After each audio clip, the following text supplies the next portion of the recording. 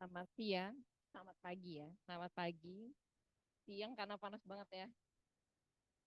Makanya kirain siang ya. Gimana ujiannya? Bisa? Aman? Tapi kok ini nilainya nggak terlalu bagus ya?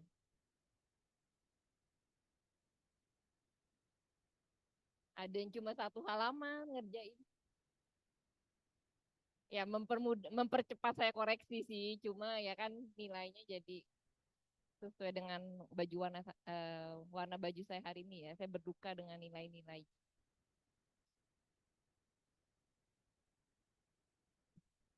Oke, nilainya sudah diinput ya. Nanti kalian lihat saja. Kalau sudah muncul ya, biasanya harusnya dua minggu setelah kemarin, gitu ya. Ya, tadi apa? Baru ujian, udah kuliah lagi ya. Semangat ya. Capek ya. Berarti hari ini kita mau ngapain? Mana slide-nya banyak lagi 48 ya. Tapi di kelas ini ada yang dapat nilai 100. Ya. Dan sekarang ganti yang dapat nilai 100 adalah laki-laki. Ya,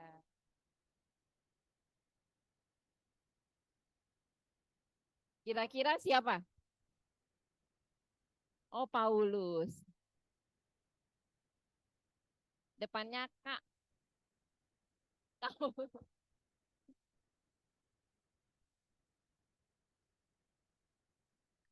Ayo siapa kira-kira?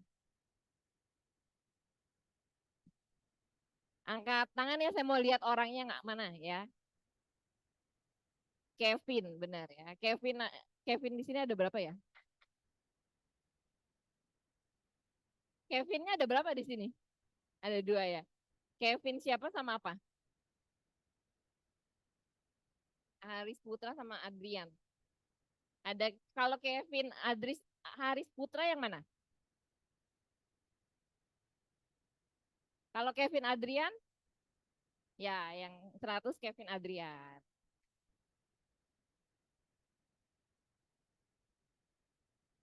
Tapi dikatrol juga ya. Jadi semua nilai saya katrol sih ya. Ada beberapa bonus yang saya tambahkan gitu ya. Terutama yang di nomor berapa tuh yang saya tidak ajarkan saya pasti bonuskan. Nomor berapa ya? Lalu yang kedua ada yang dapat 99.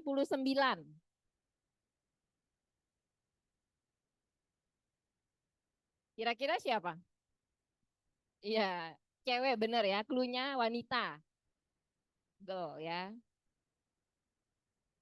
Sebenarnya ini langganan ya. Kalau kalau di kelas saya dia langganan ya. Siapa kira-kira? Yang kalau yang bagus saya sebutin ya. Yang kedua tertinggi 99 adalah Michelle Fung ya.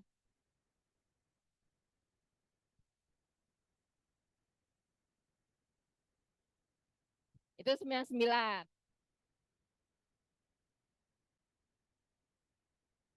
Tertinggi ketiga dapat 98. 98 ya. Jadi 100 99 98 gitu ya. 98 ini pria. Nah, ini wanitanya kenapa ini ya? Wanitanya kayaknya unggulnya kalau hitungan ya. Kalau perhitungan kayaknya lebih unggul ya. Tapi kalau kata-kata kayaknya pria ya. Nah, ini kan teori ya. Ayo siapa? Kira-kira 98 pria.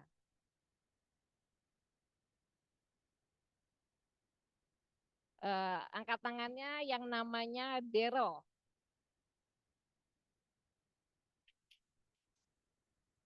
Dero ya.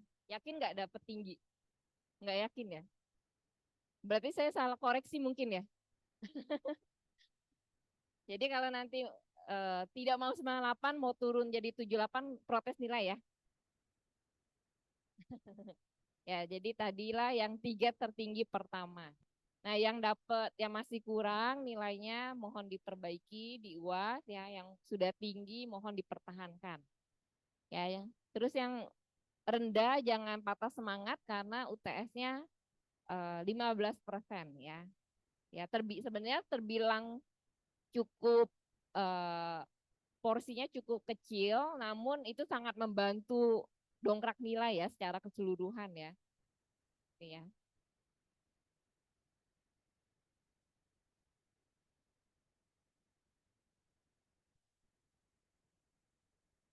Nanti kalau misalnya nilainya ada yang tidak sesuai, diprotes aja ya. Oke. Sudah siap belajar? Otaknya sudah terrefresh kembali?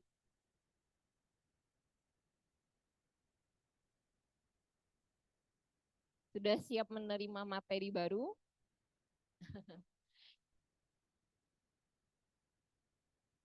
Yang kemarin eh, dilupakan dulu sementara, kita move on ya.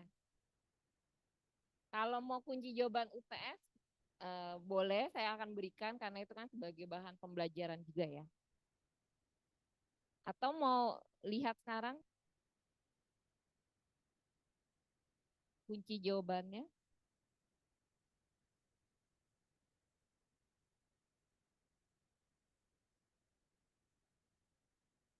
Jangan ya. Kalau nilai kan ada yang kecil, takutnya nggak enak kalau yang kecil ya.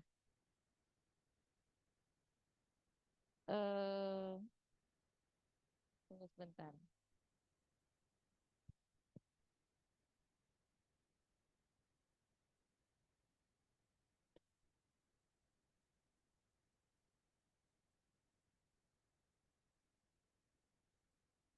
Nggak ikut ujian hanya ada satu ya, Kevin Haris Putra ya. Memang nggak ada ya. Eh, Hah? Kamu nggak ikut?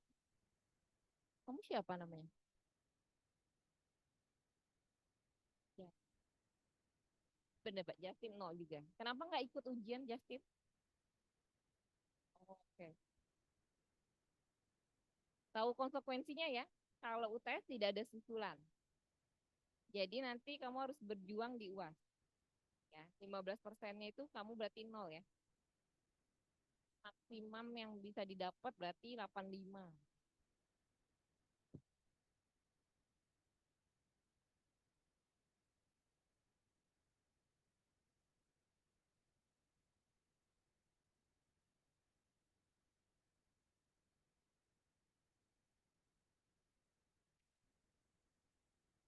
Tapi mayoritas bagus ya nilainya ya karena dari 53 mahasiswa rata-ratanya 74, sekian. Jadi banyak juga kok yang masih dapat 98 gitu ya, 80-an banyak gitu.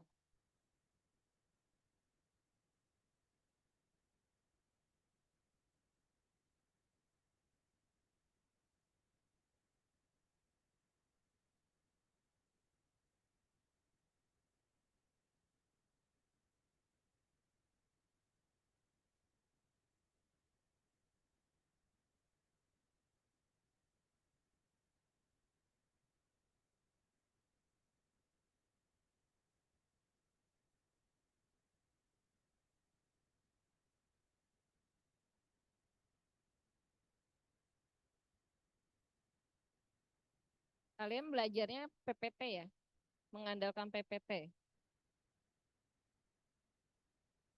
Baik, sekarang kita masuk ke AIS dan juga internal control ya. Ada di chapter 11,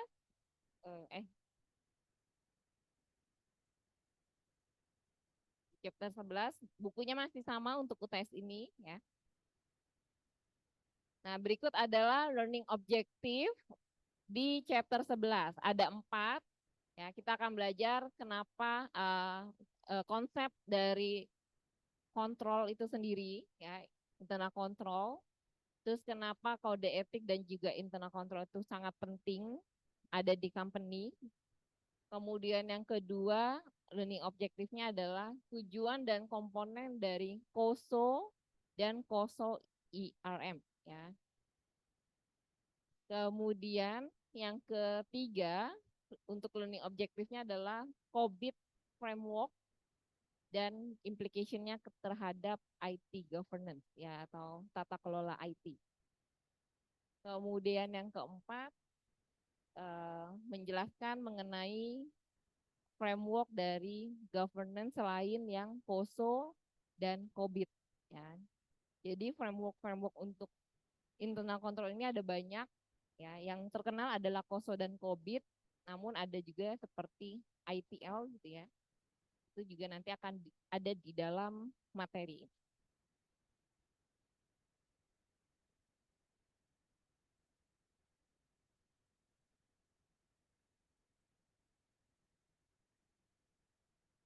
Oke, kita masuk ke konsep dari internal control ya, ke konsep dari governance ya. Jadi ada tiga pilar dasar, tiga landasan dasar gitu ya untuk membentuk sebuah governance. Ada ethics ya, ada ethics. Kemudian yang kedua adalah uh, internal control. Kemudian yang ketiga adalah uh, tunggu saya lupa ya, integrity ya,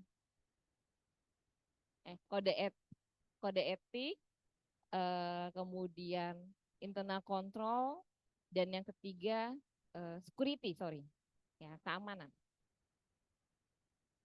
ya IT ya.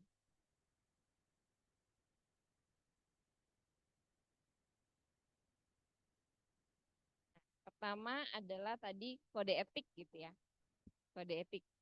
Menurut kalian kenapa sih kode etik merupakan landasan dalam pembentukan tata kelola perusahaan?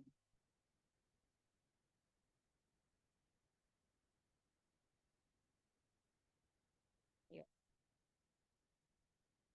ada yang bisa menjawab?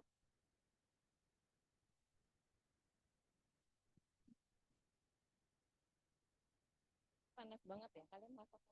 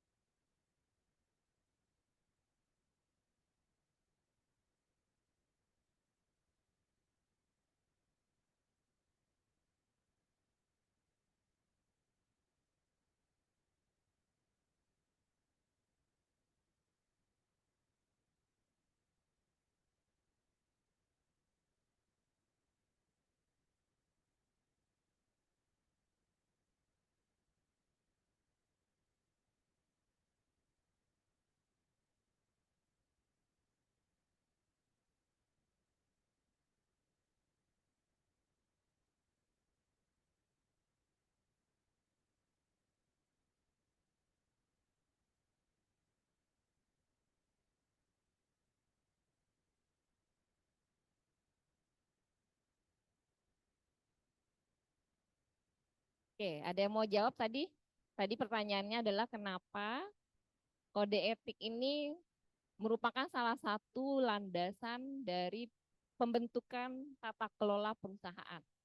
Ya, tadi kan ada kode etik, kemudian ada internal control dan juga IT security ya, atau keamanan dari informasi yang ada di company.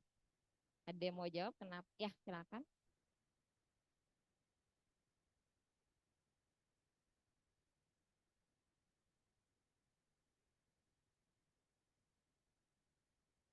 Oke, supaya punya visi yang sama gitu ya, punya prinsip yang sama, atau mungkin punya nilai eh, nilai benar atau salah itu yang sama gitu ya, punya penilaian akan sesuatu tuh sama gitu ya. Ada yang jawaban lain?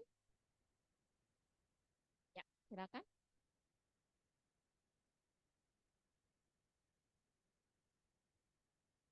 Oke, ada yang lain? Ya, silakan.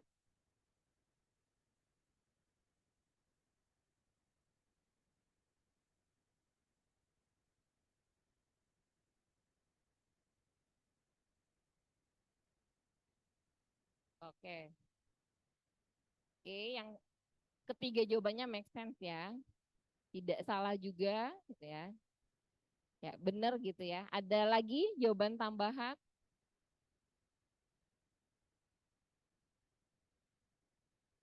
Ya, kenapa harus ada kode etik gitu ya?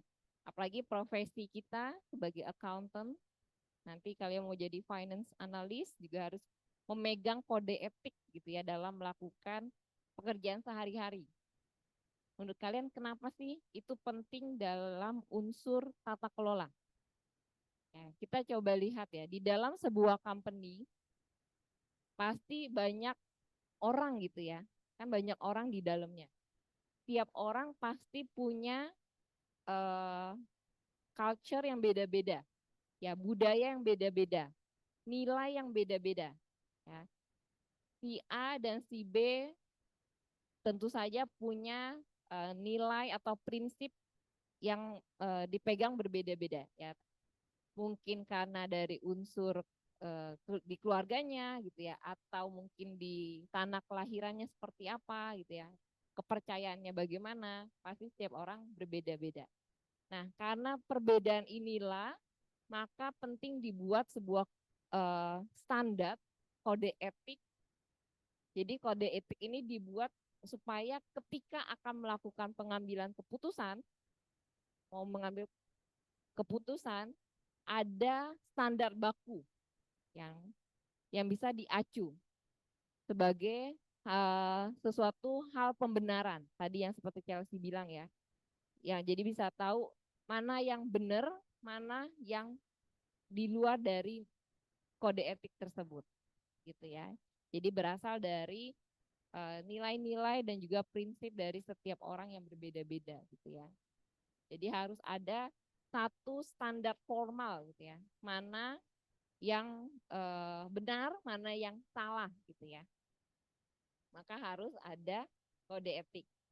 Ini ya, ethical behavior untuk dari internal control. Different culture, background, ya pastinya punya different value. Ini saya tidak kotak-kotakan daerah ya. Kita lihat aja misal orang yang dari daerah Sumatera pasti punya sifat yang berbeda dengan orang yang kelahiran Jawa ya. Ya tapi sekali lagi kita beragam ya, tidak salah. Tapi kalian juga bisa lihat ya ada perbedaan culture. Nah perbedaan culture ini tentunya harus kita eh, bikin standar formal gitu ya, standar formal untuk penentuan mana yang salah, mana yang benar gitu ya. Jadi supaya setiap individu yang ada di perusahaan bisa tahu eh, perilaku perilaku yang seperti apa yang bisa dilakukan gitu ya. Nah, banyak professional association yang mendevelop kode etik. untuk ketika seseorang mau melakukan decision making gitu ya. Nah, ini salah satunya ada AICPA, ISAKA, eh, ini Institut Internal Auditor ya, IIA, lalu ada IMA, ini manajemen accountant ya. Kalau CPA ini accountant publik, American Institute Certified Public Accountant, ya itu ICPA. Kalau ISAKA ini terkait dengan IT government. Kalau IIA ini tadi internal auditor, jadi framework yang mengatur mengenai kode etik seorang internal auditor. Nah ini ada ya panjangannya masing-masing. AICPA, American Institute of Certified Public Accountants, ISAKA, Information System Audit and Control Association, lalu ada IIA, Institute of Internal Auditor, IMA, Institute of Management Accountant. Nah, kalau untuk finance sendiri ada kode etiknya diatur oleh CFA ya. Jadi kalau kalian lihat di CFA itu di dalamnya ada modul ethics juga.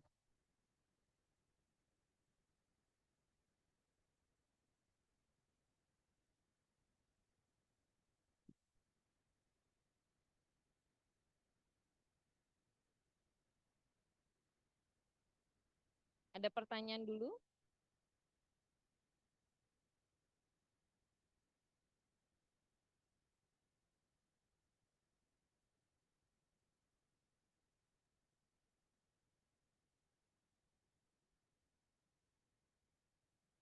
Nah, salah satu apa nih aturan gitu ya.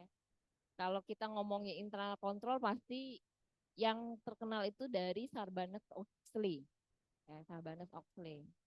Ini terkenal karena waktu itu ada kasus Enron ya yang melakukan uh, kecurangan, dia menaikkan profit dan bekerja sama dengan auditornya.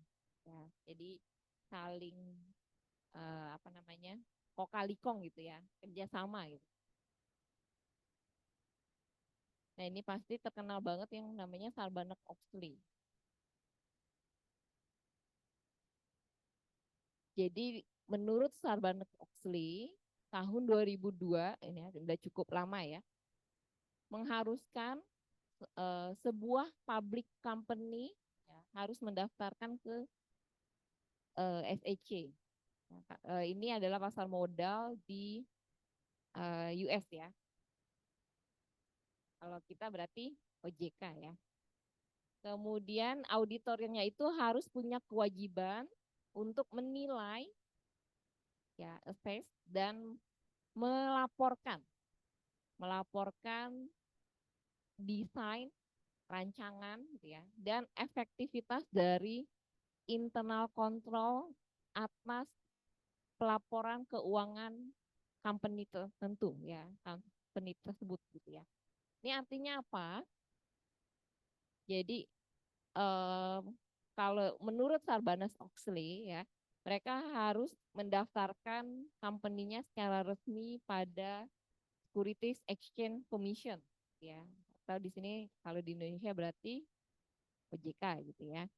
Nah, kemudian company atau internal auditornya ya, internal auditor maupun eksternal auditornya harus bisa menilai, menilai pastinya nilainya dengan pengujian-pengujian yang ada ya, eh, menilai dan melaporkan kira-kira pengendalian internal yang dijalankan company itu seperti apa, sehingga laporan keuangan yang dipublish ke masyarakat atau ke publik bisa diterima secara apa bisa ada keyakinan yang memadai gitu ya. Reasonable assurance. Ya, keyakinannya bukan yang mutlak, pasti tidak makanya dalam istilah di laporan keuangan tuh tidak ada laporan keuangan yang 100% benar gitu ya. Karena di dalam laporan keuangan kan informasinya ada juga informasi-informasi yang sifatnya judgment ya.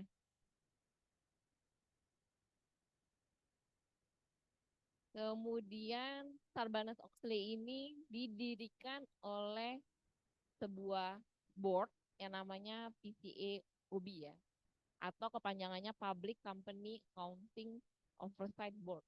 Jadi bertugas untuk mengawasi, ya, mengawasi company-company yang kantor akuntan publik. Ya. Kira-kira benar nggak nih kantor akuntan publiknya kerja dengan integritas atau tidak? Ya, karena mengaca kepada kasus Enron yang dulu. Kalau kalian tahu istilah Big Four Company, ya yang PwC, ya Deloitte, EY, KPMG. Nah kalau dulu ada Big Five istilahnya. Nah tapi karena Big Five-nya ini melakukan kecurangan, dia melakukan membantu auditinya untuk memarkup profit ya. Jadi supaya seolah-olah profitnya bagus gitu ya, biar banyak investor yang tertarik untuk nanam modal ke mereka gitu ya. Nah, dari kasus Enron tersebut maka ada aturan waktu itu ya. KAP hanya boleh melakukan audit maksimal kalau saya nggak salah 3 atau 5 gitu ya. Saya lupa 3 sampai 5 kali. Selesai itu harus ganti auditornya. Ya. Jadi nggak boleh auditornya itu terus ya. Karena pasti ada kemungkinan untuk bekerja sama gitu ya. Kan kalau ganti auditor kan agak sulit ya untuk melakukan manipulasi. Oke. Nah, berdasarkan auditing standar nomor 5,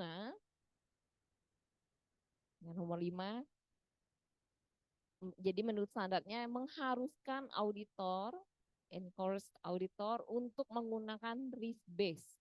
Jadi pada saat melakukan penilaian laporan keuangan, auditor juga harus menilai berdasarkan penilaian resiko, ya berdasarkan resikonya.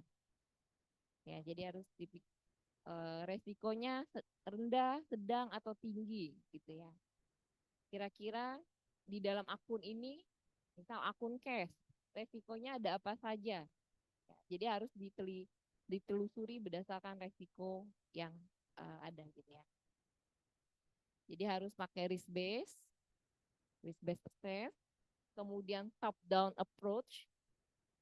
Ya, top down approach, jadi dari atas secara general dari entitasnya ya, baru turun ke bawah ya. Jadi misal dari uh, nilainya perusahaan seperti apa gitu ya. Kemudian dewan direksinya bagaimana, dewan komisarisnya bertanggung jawabnya kepada siapa, visi misinya bagaimana gitu ya. Jadi dari atas general dulu secara level entitas, baru turun ke bawah sampai nanti kepada uh, penilaian terhadap akun-akun ya. Akun-akun, kemudian disclosure-nya, pengungkapan laporan keuangannya, dan juga arsesi manajemennya. Kalian sudah dapat mata kuliah audit? Oke, ya nanti akan dijelaskan lebih detail di pelajaran audit ya. Jadi tadi ya, khusus untuk auditing standar di nomor 15 PCAOB, auditor tuh diharuskan untuk melakukan penilaian atas laporan keuangan berdasarkan risk base ya, resikonya. Ya, resiko-resiko yang mungkin muncul eh, atas laporan keuangan yang terbit. Kemudian pendekatannya harus top down, jadi dari entitasnya dulu, baru turun ke laporan keuangan, ke akun-akun, specific account, kemudian ke disclosure-nya, pengungkapan informasi laporan keuangan, dan juga arsepsi manajemen. Arsepsi manajemen itu adalah pernyataan manajemen ya, pernyataan manajemen atas informasi yang ada di dalam laporan keuangan. Ya, apakah benar terkait eksisten, eksisten ini keberadaan.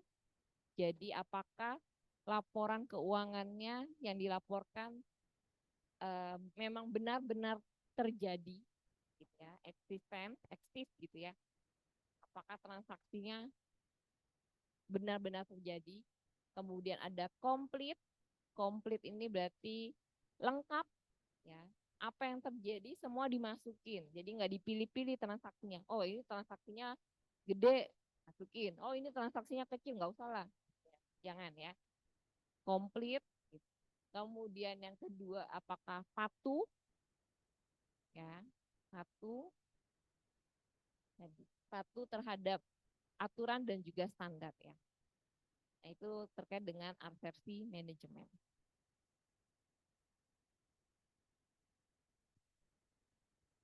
Nah, masuk ke corporate governance. Di sini ada definisinya ya. Definisinya adalah a set of process. Set sebuah apa eh, kumpulan gitu ya, kumpulan proses dan juga kebijakan dalam managing mengatur organisasi with sound ethics, internal and external control mechanism to safeguard the interest of stakeholder. Nih. Jadi corporate governance ini atau tata kelola adalah sebuah prinsip gitu ya, sebuah prinsip, standar, aturan yang terdiri dari proses dan juga kebijakan. Proses-proses dan kebijakan yang pastinya saling terkait dan dilakukan terus-menerus ya untuk mengatur perusahaan supaya memaksimalkan nilai pemegang sahamnya. Atau kalau pemegang saham kan berarti kan hanya satu gitu ya. Berarti memaksimalkan nilai stakeholdernya, orang-orang yang berkepentingan terhadap company tersebut. Ya, itu tata kelola perusahaan. Jadi sebuah standar aturan gitu ya, yang di dalamnya ada proses, proses, proses itu kan berarti ada aktivitas-aktivitas ya, aktivitas yang seperti apa sih yang kiranya bisa memaksimalkan nilai dari stakeholder.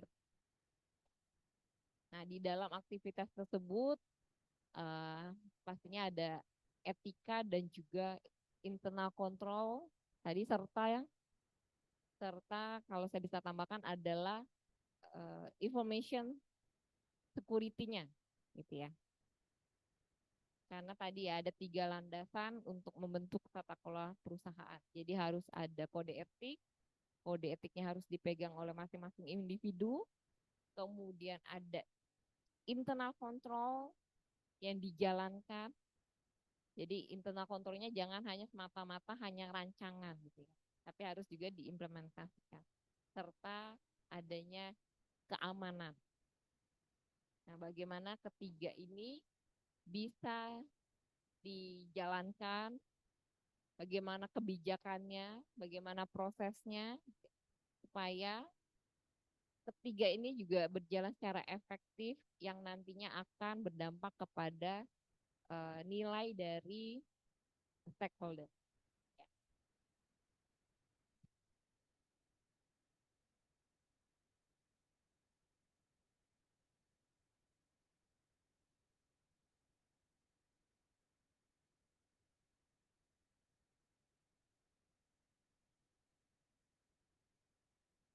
Oke, kenapa harus menjalankan kontrol ya? Kenapa harus melakukan pengendalian? Jadi setiap aktivitas yang dilakukan di dalam company itu harus ada kontrolnya, ada pengendaliannya. Jadi misalnya perusahaan manufaktur atau perusahaan retail kan punya barang persediaan gitu ya. Nah, bagaimana kontrol terhadap barang persediaannya? Kan pasti diatur ya. Dan tentu saja pasti company punya cash gitu ya. Bagaimana cara mengendalikan atau kontrol terhadap cashnya seperti apa? Supaya kan kalau cash punya beberapa risk ya. Mungkin risknya ada resiko kehilangan, ada resiko dicuri. Kan eh, setiap kalau kita ngomong setiap account yang ada di laporan keuangan gitu ya, pastinya ada resikonya. Nah, resiko tersebut kan bisa kita hindari, ya, bisa kita cegah. Atau kalau bisa tidak kita cegah, berapa yang bisa kita tolerir gitu ya. Nah, makanya dibikinlah sebuah kontrol. Nah, jadi kontrol ini dibuat untuk memberikan assurance, assurance apa reasonable assurance gitu ya. Reasonable assurance. Tadi yang seperti saya bilang bahwa tidak ada yang bisa dipastikan bahwa 100% benar, 100% salah gitu ya. Jadi kontrol ini memberikan keyakinan kepada uh, individu ya.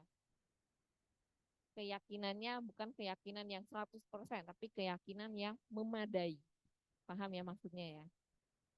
Keyakinan yang memadai. Karena kita tidak akan bisa lepas dari yang namanya resiko ya. Nah, ini adalah beberapa assurance ya tujuan ya, yang tujuan yang mau dicapai kalau melakukan kontrol ya atau internal control. Yang pertama adalah safeguard aset, pengamanan aset. Ya, kita mau bikin pengendalian itu supaya aset kita aman. Kasih ya contohnya untuk barang inventory yang masuk, kita beli barang, inventory yang masuk biar aman caranya bagaimana? Menurut teman-teman cara yang untuk mengamankan inventory yang kita punya bagaimana? Masukin ke gudang. Lalu apakah yakin aman kalau masuk ke gudang? Ya, gudangnya dikunci gitu ya. Nah, itu juga salah satu bentuk pengendalian. Boleh. Nah, kuncinya bagaimana? Kuncinya diapain? Kan nggak mungkin ya kalau udah dikunci terus kuncinya nyantol gitu ya di pintu kan itu kan sama aja semua orang bisa buka gitu kan. Ngapain percuma gitu ya. Nah, kuncinya diberikan ke orang yang memang berhak gitu ya. Misal kepala gudangnya. Nah, itu mungkin salah satu pengendalian. Ada banyak pengendalian lain yang bisa dilakukan. Coba, kira-kira apa? Coba. Supaya punya inventory aman di gudang. Pengendalian lainnya apa? Pengecekan berulang. Ya, betul ya, bisa.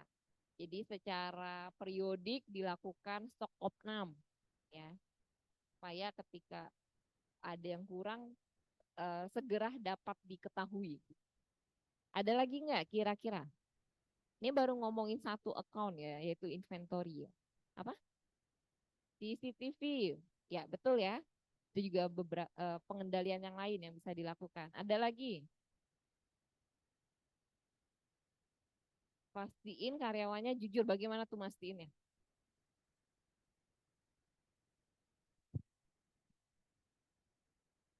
Oke, ya itu juga bisa dijadikan salah satu kontrol ya. Ya cuma agak sulit.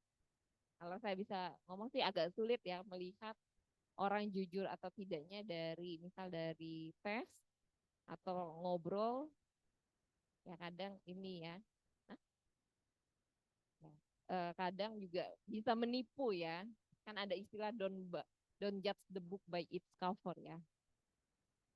Tapi bisa juga itu ya, salah satu upaya bisa dilakukan ya pada saat interview maupun psikotes ya. Oke, tadi ada cek latar belakang. Nah, itu juga bisa ya. Misal kalau ada resource-nya, bisa cek kira-kira orang ini punya histori di kepolisian atau enggak gitu ya. Oke. Dan banyak kontrol yang bisa dilakukan lainnya ya. Itu baru inventory aja ya, belum aset-aset yang lainnya. Kemudian yang kedua adalah kenapa harus bikin internal control supaya memaintain sufficient record ya, pencatatan akuntansinya mencukupi. Itu bisa biar bisa termaintain dengan baik. Kemudian provide memberikan information yang akurat dan juga reliable. Nah, bisa dihandalkan. Informasinya memang benar dan tidak dimanipulasi ya.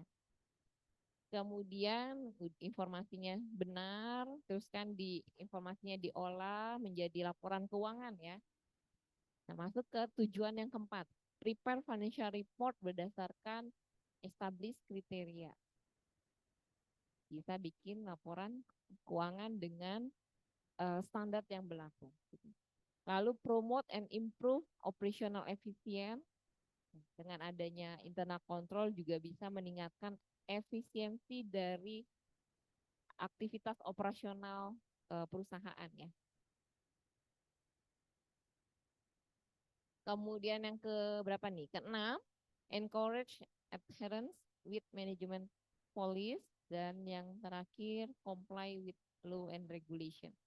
Ya, tapi biasanya lebih kepada safeguard aset, maintain financial report, dan juga operational efficiency ya. 3 poin besarnya itu ya. Safeguard aset, reasonable assurance dari financial report, dan juga tadi ya, apa comply dengan law dan juga regulator.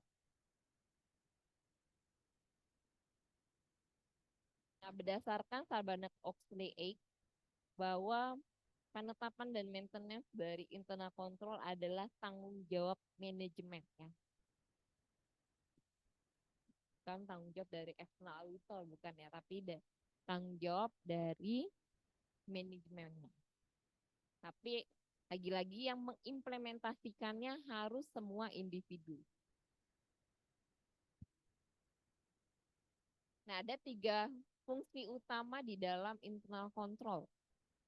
Ya, preventif, detektif, dan korektif. Sesuai namanya, preventif. Jadi pengendalian yang dibuat untuk mencegah gitu ya.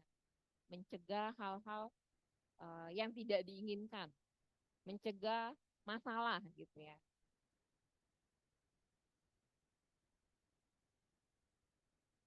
Jadi salah satu contohnya sebelum uang dikeluarkan harus ada otorisasinya dulu oleh manajer keuangan ya.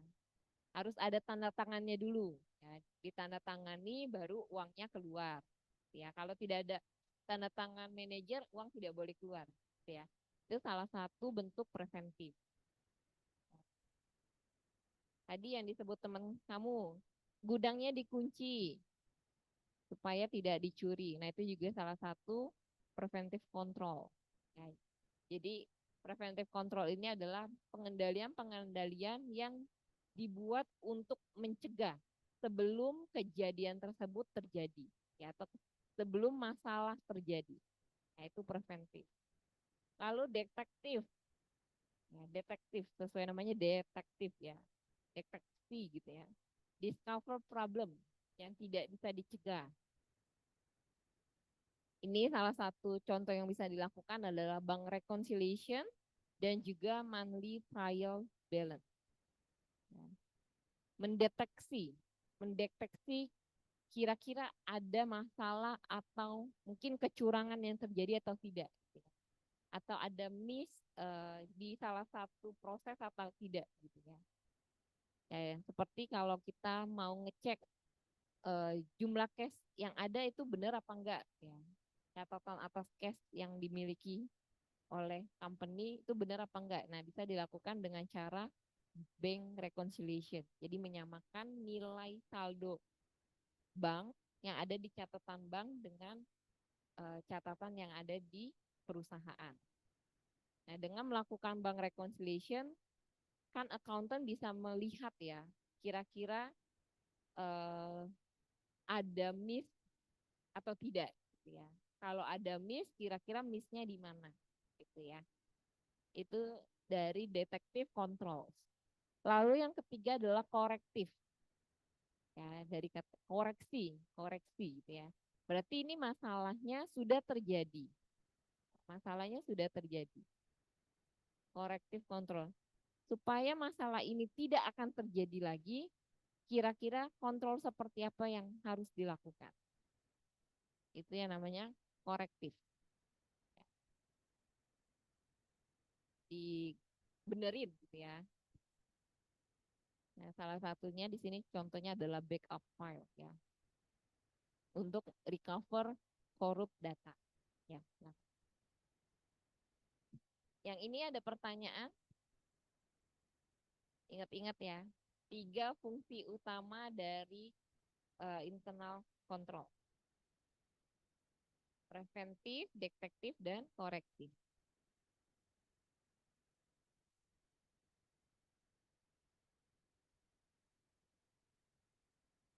Kemudian eh, berbicara mengenai lingkungan yang sudah terkomputerize, ya, terkomputerisasi, ya sekarang kan apa-apa bisa pakai komputer ya. Ada 2 kontrol. Ini sudah dipelajari juga sebelum UTS. Ya, mudah-mudahan masih ingat juga ya, ada general dan ada application. Kalau general ini lebih kepada pengendalian generalnya ya, secara general atas penggunaan IT. Contohnya bagaimana prosedurnya, gitu ya. Tujuan penggunaan IT-nya seperti apa, siapa yang berhak mengakses, ya. Maintain-nya bagaimana, yaitu general controls-nya ya. Kalau application-nya spesifik ke subsistem atau aplikasinya ya. Untuk memastikan validitas, completeness, dan juga akurasi dari transaction. Ya. Jadi kalau ngomongin terkait dengan computerized environment, ada 2 kontrol ya, yaitu general dan juga application.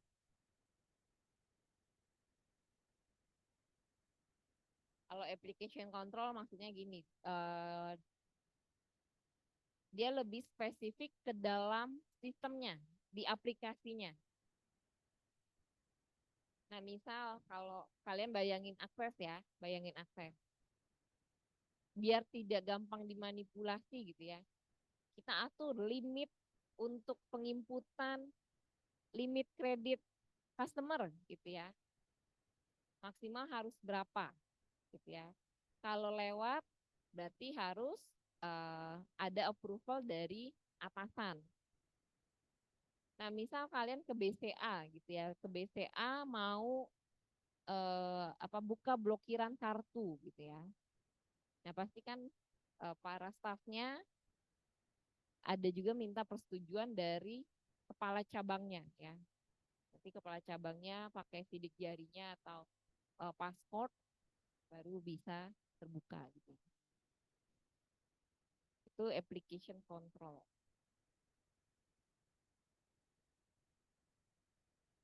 Oke, kita masuk ke framework ya. Tadi konsep dari internal controlnya, sekarang kerangkanya. Ada kerangkanya supaya internal controlnya ini bisa diimplementasikan dengan baik ya.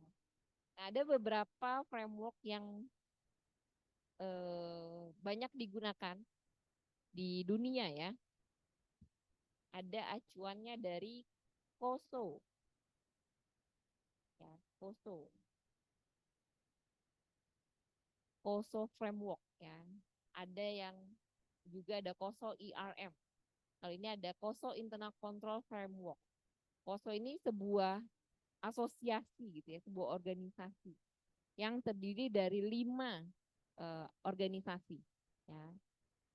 Ada dari AAA, ICPA, FAI, IIA dan IMA ya. Mereka berlima berdiskusi untuk memutuskan bagaimana membuat framework dari internal control ya.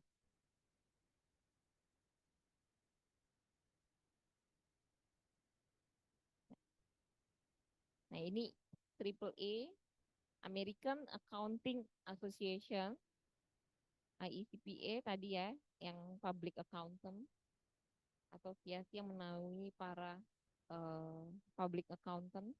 Kemudian ada FEI, Financial Executive International, lalu ada IIA, Institute of Internal Auditor, lalu ada IMA, Institute of Management Accountant.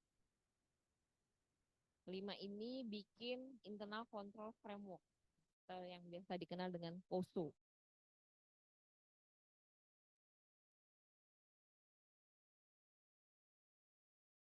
SEC, Security Exchange Commission, mengharuskan manajemen untuk mengevaluasi internal control berdasarkan recognized control framework.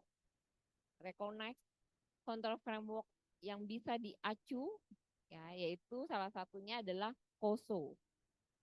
Ya, COSO Internal Control. Nanti yang terbaru ada COSO IRM ya. Nah, ini COSO adalah salah satu most widely accepted ya, internal control.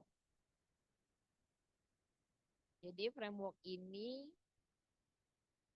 berisikan mengenai acuan untuk mengevaluasi, melaporkan dan mengimprove internal control ya. Framework itu kan cara kerja ya, cara kerja. Bagaimana jadi dari framework itu manajemen bisa ada acuan bagaimana sih caranya melakukan evaluasi internal kontrolnya, bagaimana cara melaporkan internal kontrol yang sudah dilakukan, dan juga tentu saja harus selalu dievaluasi supaya terus meningkat.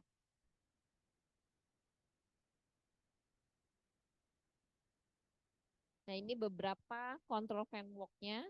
Di sini ada 5. Pertama ada COSO Internal Control Framework. Dia ngebahas mengenai evaluasi, report, dan juga improving internal control. Kemudian yang kedua ada COSO IRM.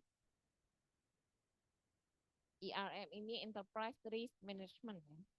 Jadi berdasarkan resiko, risk based. Gitu. Pendekatannya risk based. Lalu ada COBIT. COBIT singkatan dari Control Objective for Information and Related Technology. Ini berbicara mengenai tata kelola IT. Tata kelola IT dan bagaimana manajemen IT-nya ya. Operasional IT di sebuah company itu harus seperti apa. Tata kelolanya harus bagaimana. Supaya aman tadi ya, aman, valuable, dan juga compliant. COBIT ya. Lalu yang keempat ada ITIL. Bacanya kalau baca gitu aja nggak enak ya. Jadi harus pakai bahasa Inggris ya. ITIL. Information Technology Infrastructure Library. Ini mengatur mengenai IT Service Management terkait dengan siklus hidup IT ya, mulai dari perancangan, pengimplementasian, ada transisi juga, lalu sampai evaluation. Ya, itu ITIL, ya, infrastruktur. Jadi dia pendekatannya berdasarkan IT siklus hidup gitu ya, life cycle dari sebuah IT life cycle. Lalu yang kelima adalah ISO, ya ISO. Kalau orang Jawa mungkin bacanya ISO ya, ISO ora ISO harus ISO ya, ISO ya. Ini ISO ya, ISO, International Organization for Standardization. Untuk yang ini internal control yang 27.000 ya. ISO kan banyak ya, ada yang 9.000, ada yang berapa gitu ya, 21.000. Nah ini yang 27.000. Ini membahas mengenai security ya, keamanan informasi. Nah ini adalah beberapa framework terkait dengan internal control ya.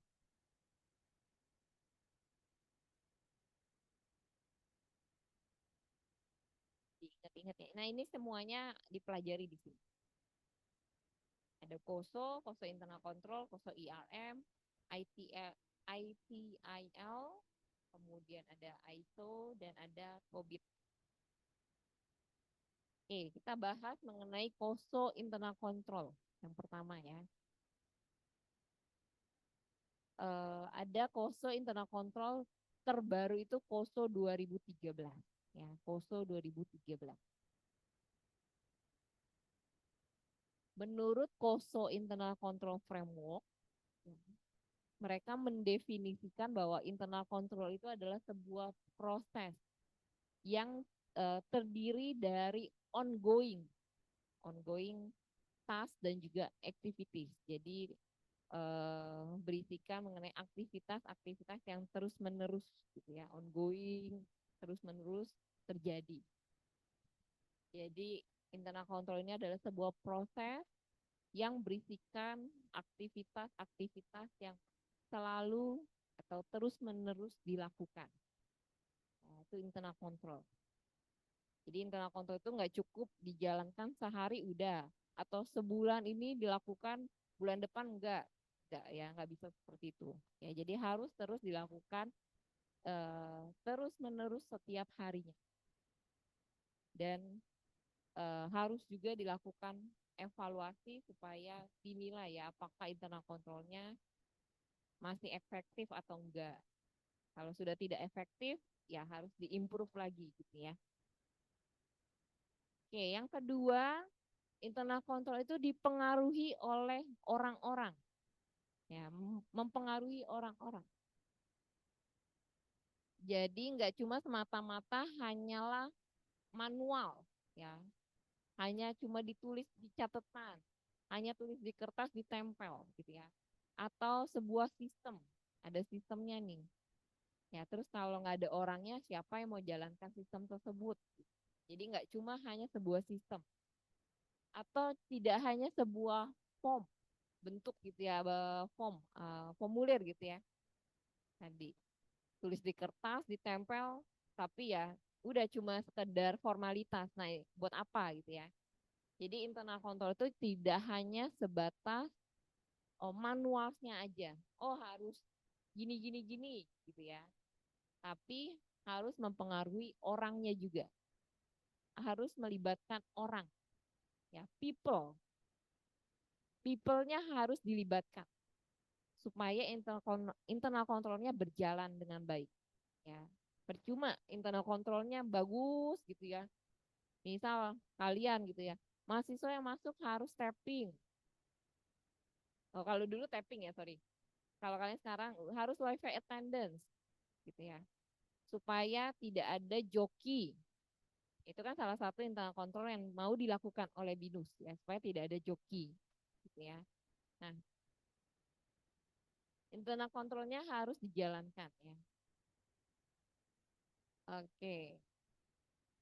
Lalu yang ketiga, ini kalian ambil intisarinya nih biar gampang ngafalinnya juga ya. Yang pertama ongoing, jadi aktivitas yang terus menerus dilakukan effective by people, mempengaruhi orang. Ya. Yang ketiga, internal control itu bisa memberikan provide reasonable assurance ya. Apa? Penjaminan ya, jaminan yang memadai. Bukan yang absolute assurance ya. Jadi bukan yang 100% pasti akan oke, akan 100% benar operasionalnya, 100% asetnya benar-benar terjaga, 100% pencatatan akuntansinya benar komplit lengkap gitu ya. Tidak ya, tapi setidaknya memberikan penjaminan yang memadai atau istilahnya istilah kerennya itu reasonable assurance. Kepada siapa? Kepada manajemen dan juga direksi ya, board. Lalu yang keempat, internal control membantu dalam pencapaian tujuan, ya, achievement of objective. Nah, ini mungkin agak ini nih, in one or more separate but overlapping categories. Nah, ini maksudnya apa? Ini one or more separate but overlapping category. Jadi satu internal control yang dilakukan bisa saja memenuhi uh, tujuan dari kategori yang lain. Jadi misalnya contoh gini, inventory gitu ya. Saya contohnya inventory ya biar gampang membayangkan. Jadi tadi kan banyak ya kontrol-kontrol yang bisa dilakukan untuk menjaga sebuah inventory. Inventorinya dijaga apa? Pakai apa tadi digembok gitu ya, dikunci. Terus berikutnya apa tadi? Kalau kata Chelsea tadi dilihat orangnya, orang yang jaga gudang itu harus di apa namanya diseleksi dulu gitu ya, diseleksi dari CV, interview, psikotes dan lain sebagainya. Terus ada apa lagi? Misal ada yang mencatat gitu ya, siapa apa barang yang keluar, apa barang yang masuk, kapan barang yang keluar, kapan barang yang masuknya, terus jumlahnya bagaimana gitu ya. Nah, itu kan beberapa kontrol yang dilakukan untuk menjaga sebuah aset, sebuah inventory gitu ya. Nah, kita tujuan utamanya sebenarnya mau supaya inventorinya aman, nggak kecurian, nggak kemalingan. Ya, tapi di balik itu, ya, di balik uh, seakan-akan kita mau menjaga keamanan dari inventory, kita juga bisa mencapai tujuan yang lain, yang lain. Contohnya adalah dari kategori pencatatan. Ya, tadi kan saya mention bahwa ada kontrol yang bisa kita lakukan berupa pencatatan ya. Barang masuk, barang keluar itu dicatat dengan lengkap. Siapa yang nyatetnya ditentukan gitu ya. Nah, ketika internal control tersebut dikerjakan, dilaksanakan, maka kita juga bisa memenuhi tujuan yang lain, yaitu pelaporan, kategori dari pelaporan. Ya, jadi bisa overlapping nih. Tujuannya bisa aja cuma satu, kita mau tujuannya supaya asetnya aman, inventorinya aman. Tapi dengan kita melakukan beberapa kontrol yang tadi, ternyata tujuan yang lain, yaitu tujuan yang masuk ke kategori pelaporan, ya pencatatan akuntansi, itu juga bisa diperoleh. Paham nggak maksud saya? Paham nggak? Kan paham nggak sih? Paham ya? Jadi seolah-olah kita cuma mau tujuan kita jagain aset nih, biar inventorinya nggak kemalingan. Nah, kita melakukan kontrol setiap barang yang masuk keluar itu harus dicatat. Ya, dicatat dengan rapi. Nah, tidak hanya menjaga aset, tapi ada tujuan lain yang bisa kita capai. yaitu terkait dengan kategori pelaporan. Ya kan, catatan inventorinya jadi lebih lengkap, lebih akurat, dan lebih bisa diandalkan ya, gitu. Nah, itu maksud dari nomor 4 ini ya. Yang khususnya kalimat yang ini nih. In one or more spirit but overlapping categories. Ya, kategorisnya bisa kategori word asset, kategori pelaporan, reporting, ya, dan juga ada kategori ini kepatuhan, ya, comply with law and regulation. Ya. Kemudian yang kelima, internal control itu bisa disesuaikan sesuai dengan structure entitas masing-masing. Ya. Jadi bisa diadaptasi sesuai dengan struktur dari masing-masing company. Ya, misal ukurannya dari sisi ukuran, size company-nya. Company yang besar dengan company yang kecil tentu saja internal control-nya boleh berbeda dan pasti bisa berbeda, gitu ya. Jadi jangan menyamakan internal control yang dilakukan oleh perusahaan besar harus diimplementasikan juga di perusahaan yang kecil. Ya, agak sulit. Karena dilihat juga dari sisi resource-nya, orangnya, cost-nya, itu kepastikan beda ya, nggak bisa dibandingkan. Jadi sifat dari internal control ini bisa diadaptasi sesuai dengan structure dari company masing-masing. Ya, adaptable ya. Ini belajarnya gini ya, ongoing, effective by people, reasonable assurance, achievement objective, lalu adaptable. Ya, ini ciri dari internal control berdasarkan KOSO tahun 2013. Nanti ada lagi KOSO 2017 gitu ya.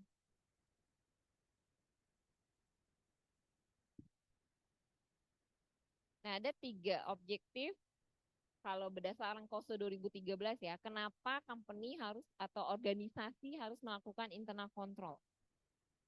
Nah, ini ya, 3 poin besarnya operation, reporting, compliance. Gitu ya. Supaya operationnya berjalan efektif dan efisien, reportingnya menghasilkan report yang reliability, kemudian yang compliant ya, terhadap law dan juga regulasi. Ada 5 komponen kalau menurut KOSO 2013 ya, KOSO Internal Control Framework. Ada 5. Pertama ada control environment, kedua ada risk assessment, ketiga ada control activities, keempat ada information and communication, dan yang kelima ada monitoring activity. Seingat saya pernah menjelasin waktu sebelum UTS. Ya enggak sih? Benar enggak? Ada 5 ya. Entah di mata kuliah ini atau mata kuliah yang sebelumnya. Oke, ini saya jelaskan lagi ya. Yang pertama, control environment. Control environment. Jadi ngendaliin lingkungannya dulu nih. Atau ngendaliin, kalau bicara mengenai perusahaan, berarti ngendaliin perusahaannya secara generalnya seperti apa. Ya, atau organisasi, kalau kalian masuk ke organisasi kemahasiswaan, internal control juga harus dirancang. Yang pertama itu harus bikin control environment-nya. Bagaimana membentuk integritas dari setiap individu yang ada. Nah, dibikin dulu nih fondasinya, integritasnya, kode etiknya, value-nya, value company-nya bagaimana, value dari setiap uh, individu bagaimana. Ya. Kode etiknya harus ada, harus jelas. Ya, value-nya harus dibuat. Ya, aturan-aturannya bagaimana, struktur organisasinya mau seperti apa. Nah, itu ditetapkan di bagian sini, di control environment-nya. Kontrol pengendalian secara general ya. Di sini control environment-nya.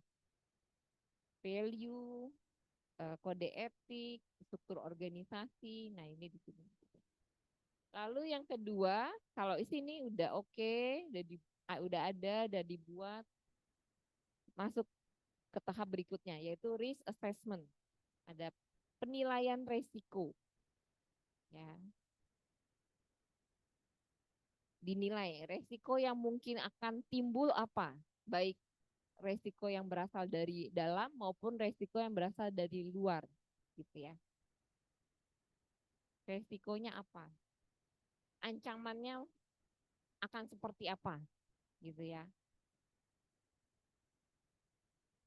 Kemudian yang ketiga ada control activities. Kan di tahap sebelumnya kita sudah menilai nih resiko atau ancaman-ancaman yang mungkin kita hadapi, gitu ya. Misal apa ya? Hmm, kalau kita berjualan di marketplace, gitu ya. Resikonya apa menurut kalian? Berjualan di toko hijau dan toko orange misalnya ya. Entah toko yang mana. Pokoknya berjualan di marketplace. Kira-kira resikonya apa ya? Punya resiko nggak? Pastinya ada ya. Setiap keputusan, setiap apa yang kita lakukan pasti ada resikonya. Gitu. Menurut kalian, kalau kita berjualan di sosial media, resikonya apa? Atau mungkin eh, balik POV-nya ya. POV-nya mungkin apa resiko kalau kalian beli barang di sosial media atau di marketplace? Bisa kena tipu. Ada lagi barangnya nggak cocok. Oke, ada yang lain?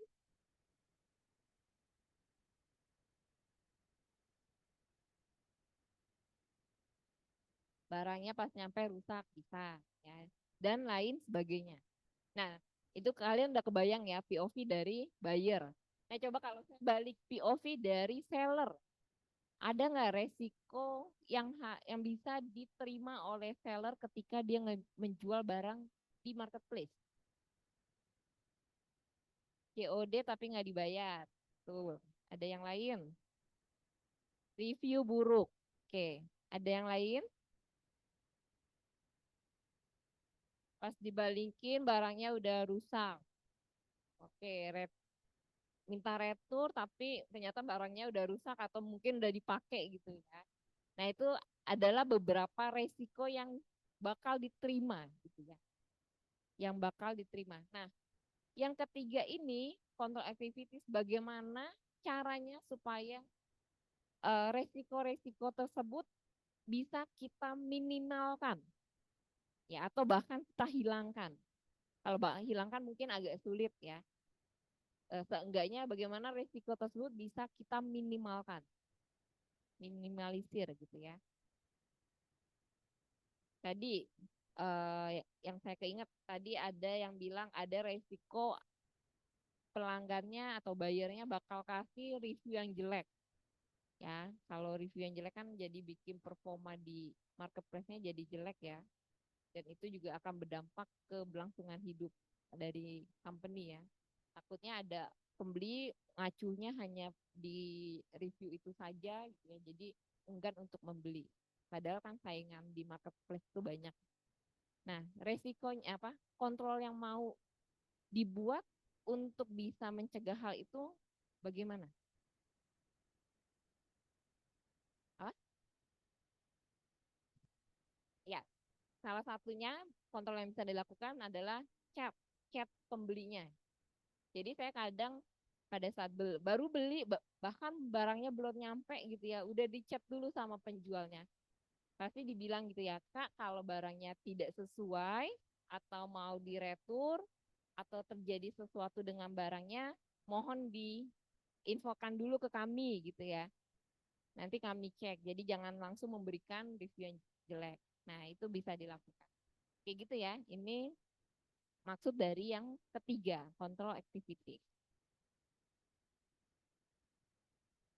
Kemudian yang keempat ada information and communication. Ini artinya adalah tadi kan sudah ada kontrol-kontrol yang mau kita lakukan. Oh, ada resiko ini, kontrolnya begini. Nah, kontrol dan resiko itu harus diinformasikan ke orang-orang di dalam perusahaan. Ya, jadi harus ada brainstorming gitu ya di antara individu company. Jadi harus diinformasikan dan dikomunikasikan kontrolnya, kebijakannya, prosedurnya bagaimana, gitu ya.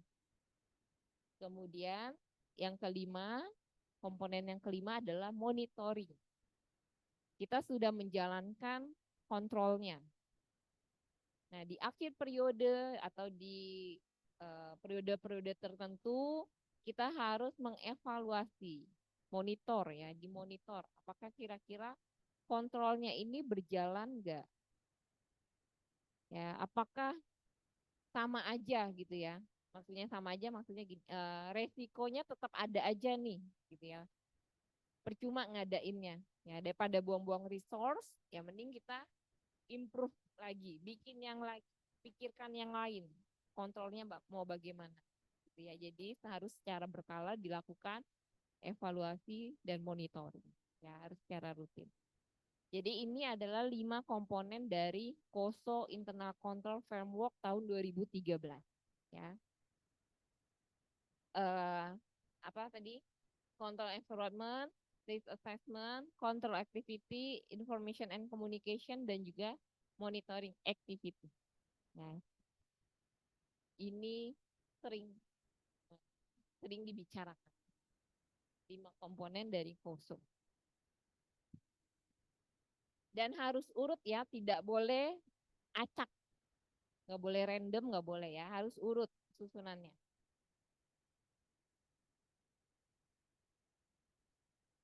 Ini di slide-slide berikutnya penjelasannya ya. Nih, filosofi, stylenya, gaya kepemimpinan dari manajemennya, gaya operatingnya bisa. Oke.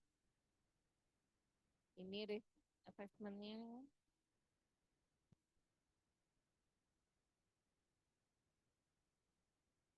Jadi ketika menilai resiko harus melihat dari 2 perspektif ya, likelihood dan juga impact.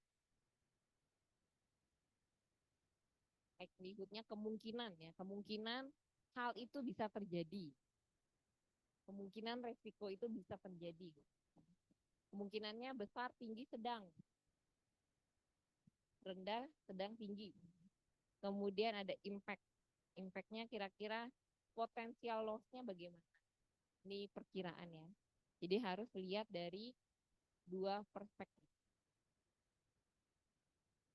Ini untuk control activity tadi ya. Jadi pengendaliannya mau seperti apa, dibikin prosedurnya, dibikin polisnya gimana, polisinya ya. Terus prakteknya mau bagaimana. Kemudian lalu information communication,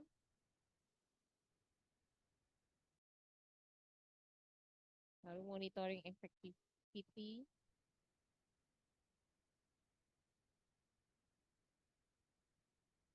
ini untuk rangkumannya ya, komponen dan juga prinsipal.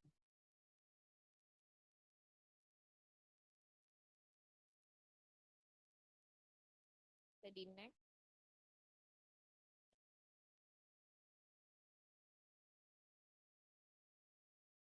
Oke, tadi selesai ya COSO Internal Control Framework 2013. Sekarang masuk ke framework yang kedua yaitu COSO IRM Integrity Framework. Saya lihat sudah jam 11, mungkin ada baiknya saya stop ya.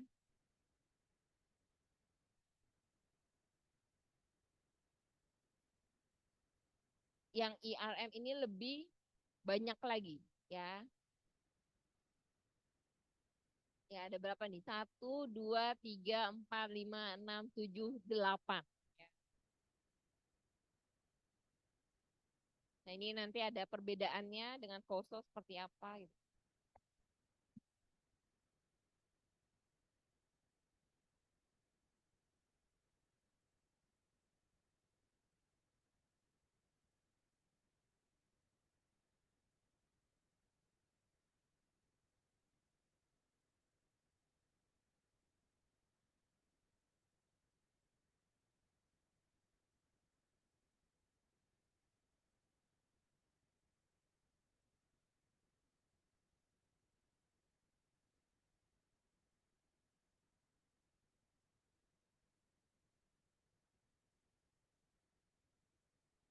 Yang enggak WiFi attendant.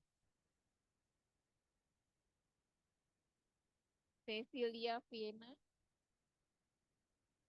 Daryl, Dwight, Albert, Faki, Galang, Jessica, Justin, Kayla, Kailin, Kevin, nggak masuk ya.